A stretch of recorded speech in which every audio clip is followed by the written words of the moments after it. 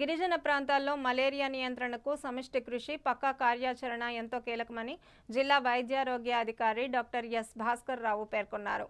బుధవారం ఆయన జిల్లా ఎన్సీడీ అధికారి డాక్టర్ టి జగన్మోహన్ రావుతో కలిసి జిఎంఓ వలస మండలంలోని బుడ్డెడిగూడ, చింతమానుగూడ, టీకే జమ్ము, వనజ వంటి మారుమూల గిరిజన గ్రామాలను సందర్శించారు.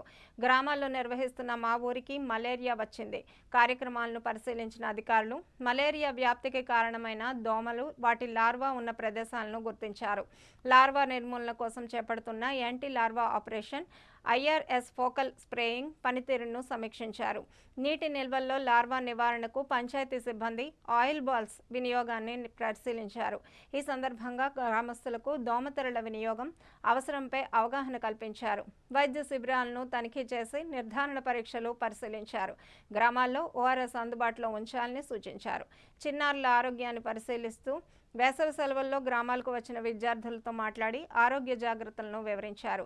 వైద్య సిబ్బంది పిల్లల ఆరోగ్యంపై నిరంతర పర్యవేక్షణ కొనసాగించాలని ఆదేశించారు. దోమల లార్వా గుర్తింపు, నివారణ చర్యల కోసం మా ఊరికి మలేరియా వచ్చింది డ్రైడే కార్యక్రమాలను సమర్థవంతంగా నిర్వహించాలని డిఎంహెచ్ఓ సూచించారు.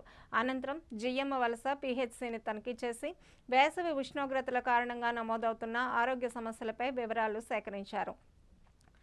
ఈ కార్యక్రమంలో DIO doctor Y Vijayamohan, deputy DMHO doctor KVS Padmavati, DMOD Suryanarayana, వైద్యాధికారులు డాక్టర్ సుష్మిత, డాక్టర్ జగదీష్, జిల్లా consultant Ramachandra, deputy MPDO CH Hariprasad, panchayat సిబ్బంది, ఆరోగ్య పర్యవేక్షకులు తదితరులు పాల్గొన్నారు.